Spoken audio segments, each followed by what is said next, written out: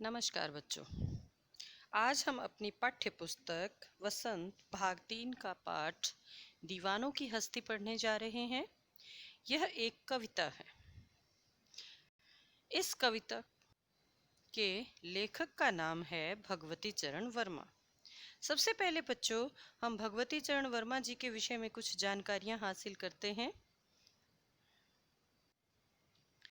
भगवती चरण वर्मा जी का जन्म 30 अगस्त 1903 को उन्नाव जिला उत्तर प्रदेश का शफीपुर गांव में हुआ।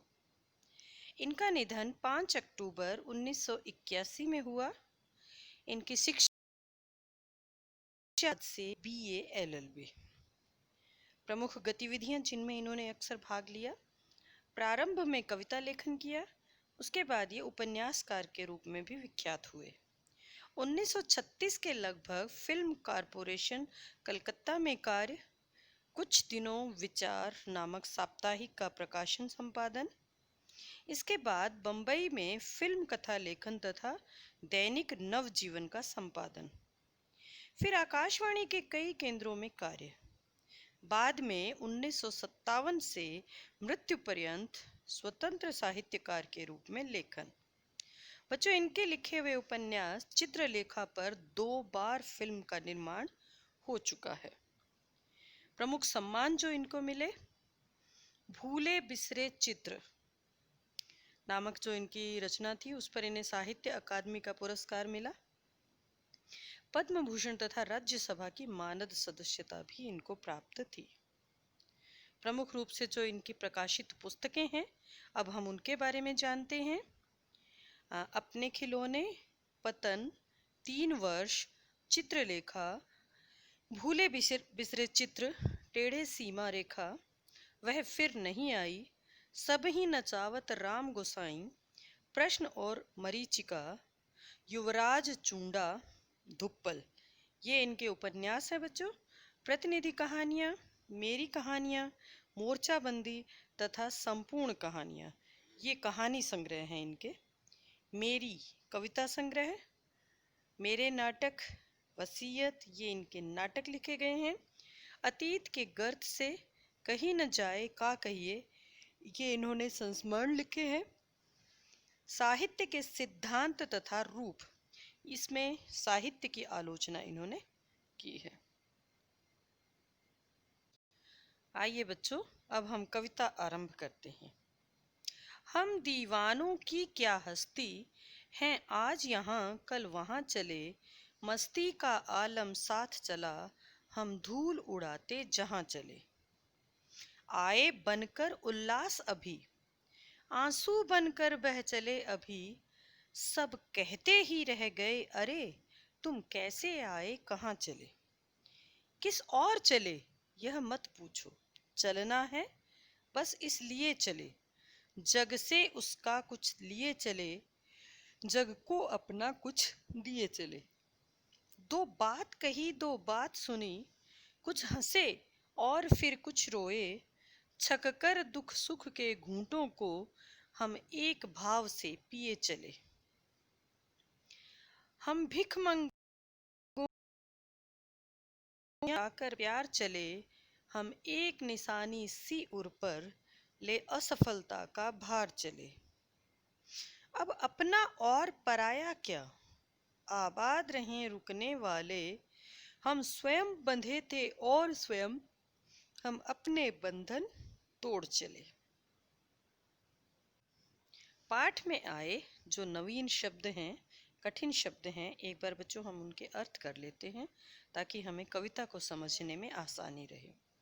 दीवाना, पागल, दीवानापन पागलपन होता है, ये पागल लिखा है। दीवाना पागल, हस्ती अस्तित्व, आलम दशा, धूल उड़ाना मदमस्त होकर चलना, स्वच्छंद अपनी इच्छा के अनुसार चलने वाला, उल्लास खुशी और आनंद, छक कर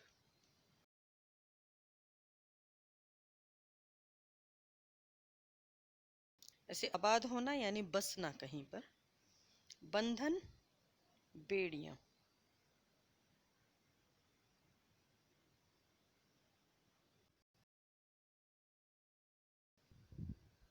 बच्चों, दीवाने हम उन्हें कहते हैं जो हर हाल में मस्त रहते हैं। सुख या दुख का कोई खास गहरा प्रभाव उन पर नहीं पड़ता। वे हमेशा अपने वर्तमान जीवन में ही जीने में विश्वास करते हैं। दीवानों की कोई हस्ती नहीं होती, यानी उनको किसी तरह का कोई घमंड नहीं होता। कोई अपने व्यक्तित्व के बारे में वो ऐसा नहीं सोचते कि वो बहुत बड़े आदमी हैं। ना ही उनको इस चीज़ का मलाल होता है कि उन्हें किसी चीज़ की कमी है। उनके साथ हमेशा मस्ती का ही आलम होता है। वे जहाँ भी हैं, गम को धूल में उड़ा देते हैं। यही मुख्य भाव हमारी इस कविता का है। हम बात करते हैं। हम दीवानों की क्या हस्ती है, आज यहाँ कल वहाँ चले, मस्ती का आलम साथ चला, हम धूल उड़ाते जहाँ चले। तो अर्थ हमने कर लिया कि हम दीवाने लोग हैं, हमारी कोई हस्ती नहीं है, हमारा कोई व्यक्तित्व नहीं। आप हमारे बारे में कुछ नहीं जान सकते। हम आज यहाँ हैं तो कल कहीं और जाएंगे, और जहाँ कहीं भी हम जाते हैं, मस्ती का आलम हमेशा हमारे साथ चलता है। आए बनकर उल्लास अभी, आंसू बनकर बह चले अभी, सब कहते ही रह गए अरे, तुम कैसे आए कहाँ चले। कवि कहते हैं कि वे जहाँ कहीं भी जाते हैं, एक नए उल्लास, एक नए जोश का संचार सब में कर देते हैं। जब वो जाते हैं तो लोग उन्हें देखकर बहुत उत्साहित हो जाते हैं, उनमें एक नया उल्लास, एक नया जोश भर जाता है। लेकिन जब वो चलते हैं, वहां से जब जाते हैं, तो लोग उनके लिए बहुत दुखी होते हैं। उनका जाना आंसू की ही तरह होता है। जैसे आंखों से आंसू तुरंत टपक कर नीचे गिर जाते हैं, उसी तरह से वो तुरंत वहां से चले भी जाते हैं। और सब लोग उनके जाने का अफसोस करते रहते हैं, सोचते हैं कि अरे वो इतनी जल्दी कैसे चले गए, कैसे आए थे और कैसे चले गए। किस और चले यह मत पूछो, चलना है बस इसलिए चले, जग से उसका कुछ लिए चले, जग को अपना कुछ दिए चले। कवि कहते हैं कि उनका काम सिर्फ चलते रहना है। कोई भी दिशा हो, कोई भी रास्ता हो, वो लगातार चलते रहते हैं। उनका जीवन निरंतर गतिशील है। इसलिए उनसे ये मत पूछो कि वो किस तरफ जा रहे हैं, क्यों जा रहे हैं। उनको चलना है बस, वो इसीलिए चलते, कहीं पर भी वो रुकते नहीं। वो कहते हैं कि इस संसार में वो जहाँ कहीं भी जाते हैं, तो इस संसार से उससे कुछ कुछ उस संसार से वो सीखते हैं, उससे कुछ लेते हैं, कुछ अपना वो उनको देकर जाते हैं। दो बात कही दो बात सुनी, कुछ हंसे और फिर कुछ रोए, छक कर दुख सुख के घूंटों को हम एक भाव से पिए चले।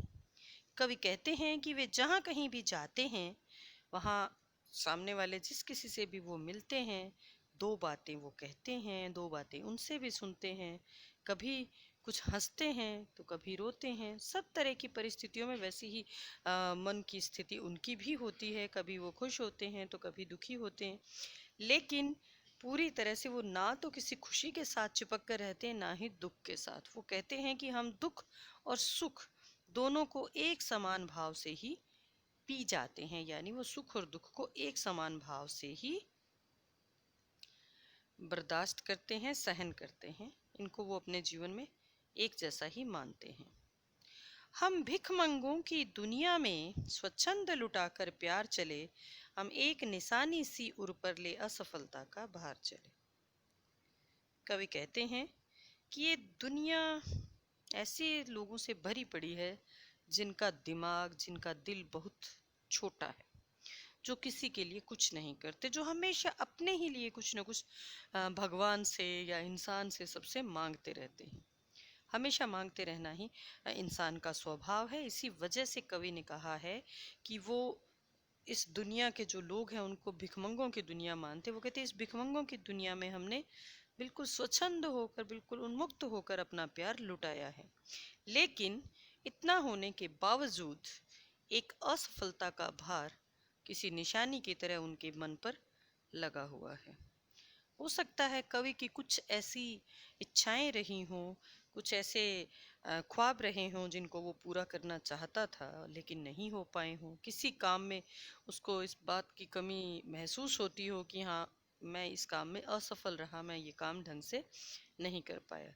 तो वो कहते हैं कि हालांकि उन्होंने इन भिखमंगों की दुनिया में दोनों हाथों से, खुले हाथों से अपना प्यार लुटाया है, लेकिन इसके बावजूद उन्हें लगता है कि कहीं न कहीं कोई कमी रह गई है और उस असफलता का भार वो अपने मन पर लिए हुए चले हैं।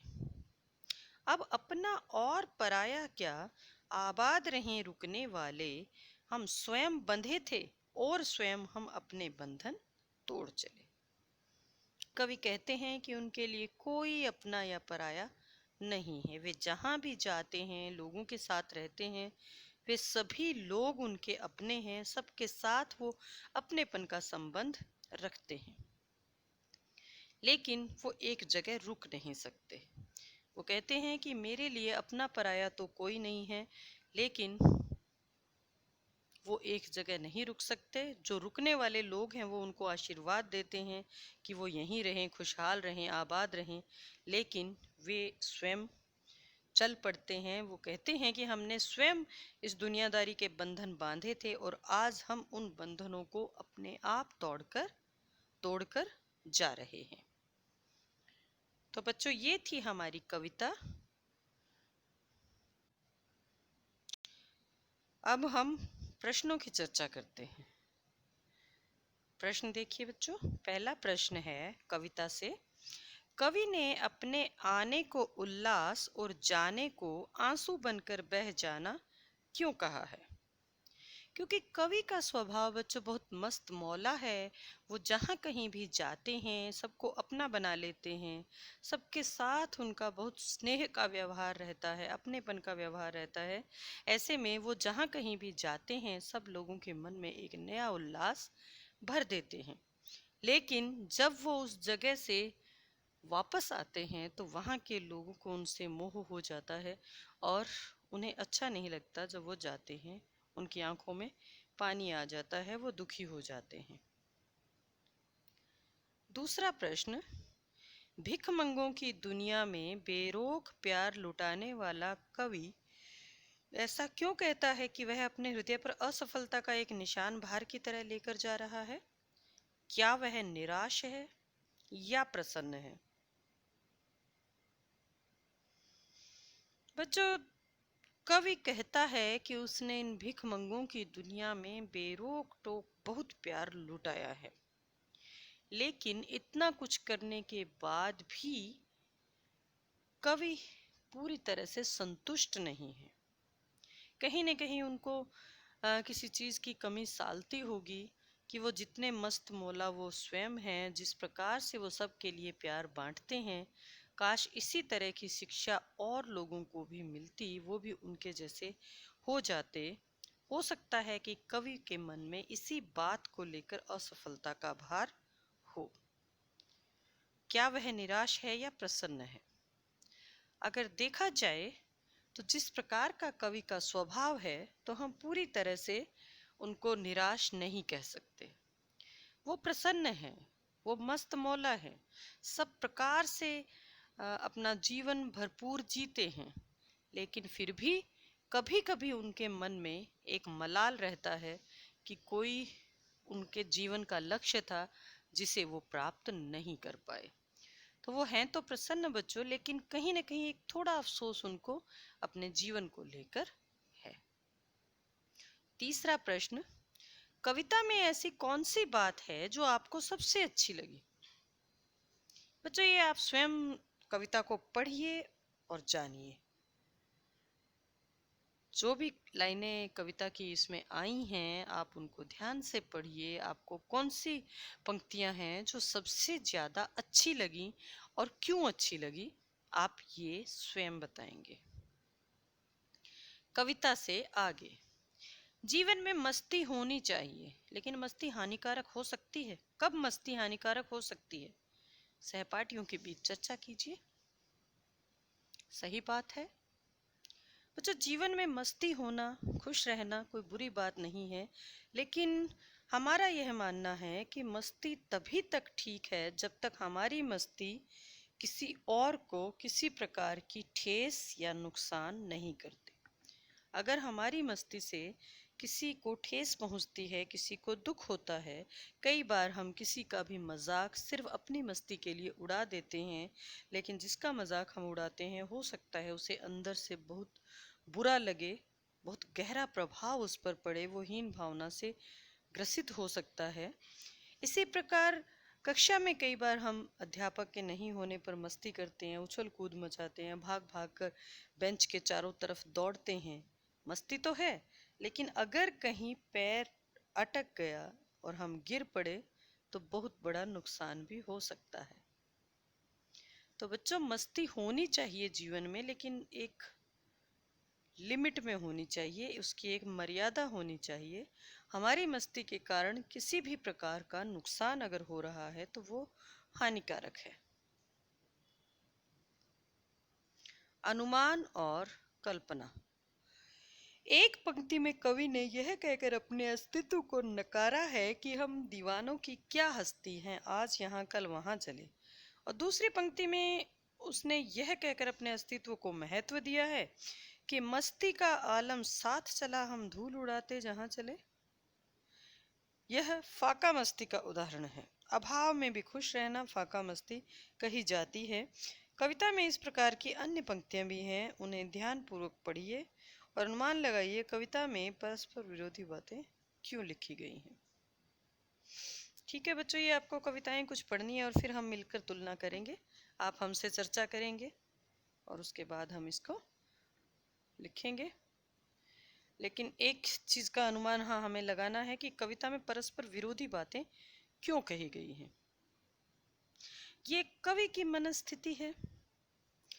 वो एक तरफ ये कहते हैं कि उनकी कोई हस्ती नहीं है, वो आज यहाँ है कल वहाँ है, लेकिन दूसरी बार वो ये भी कहते हैं कि उनके साथ साथ ही मस्ती का आलम चलता है, यानी कवि बहुत मस्त मौला हैं